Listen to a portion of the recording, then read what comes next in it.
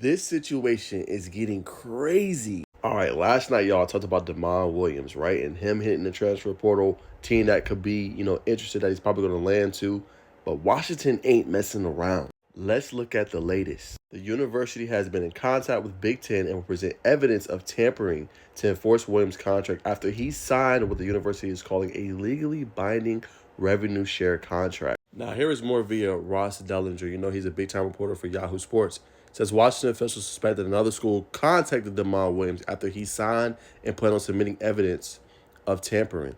The university used the Big Ten agreement, same used by Wisconsin, which filed suit against Miami last summer over similar charges. Here's more via college football overtime. The announcement comes just 4 days after signing a near top-of-the-market contract, agreeing to stay at Washington for the 2026 season. Washington is reportedly prepared to pursue all legal avenues to enforce Williams' contract. All right, now that we talked about the legal stuff in this situation, right, I'm not surprised to see this, right, especially if he signed a legal contract. These kids got to realize you're being treated as a professional now to a degree. You really are. You know what I'm saying? Like, this ain't necessarily NFL, but you're getting pretty damn near close. And when you sign on the dotted line and you sign a contract, you cannot back out of that.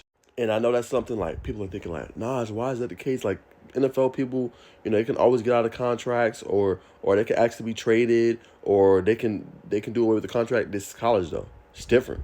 And like I said, he's a stud player. You know what I'm saying? He's really elite, man. But when you go and you sign a near top of the market deal, and you already have signed on the dotted line and you submit paperwork, then all of a sudden you change your mind. That's kind of where the school is coming from. And I get it. If I'm them, I'm upset too, because, we just offered you all this money. Now you're going to say, oh, I'm leaving, I'm going to this school. Like, you signed on the dotted line, man. So this is an interesting situation, to say the least, man. For Demond, he's kind of in a tough spot. I get it. Him probably wanting to go to a school that has a little bit more of, I don't want to say that clout, but a little bit more of that, maybe a little bit more of that, or he could play in even bigger games. I 100% get it. It makes sense. But at the same time, you got to hold these athletes obviously accountable, because they're paying them a lot of money. Like, you go look at Brendan Swordsby, he's making $5 million for one season, right? That's crazy to think about, so I understand it. I mean, I get both sides of the situation. I get Demond Williams wanting to go, somewhere else. But at the same time, brother, you can't do that if you're already signing on the dotted line, though. There has to be something that you are held accountable for, And it's not necessarily all your fault. There should be something in place where you cannot do that. But nonetheless, man, this is a crazy situation, man. Wishing Demond the best. But I understand Washington say, we're not playing with you, bro.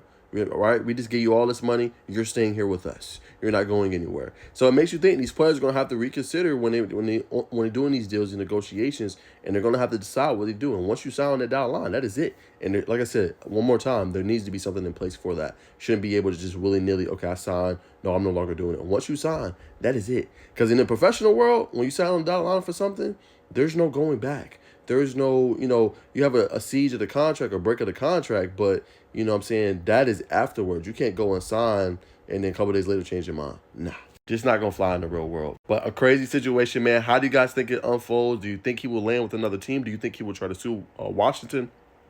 How deep does this situation go? Y'all stay tuned for more updates, man. It's going to be an interesting situation to follow and see what happens with Demond Williams.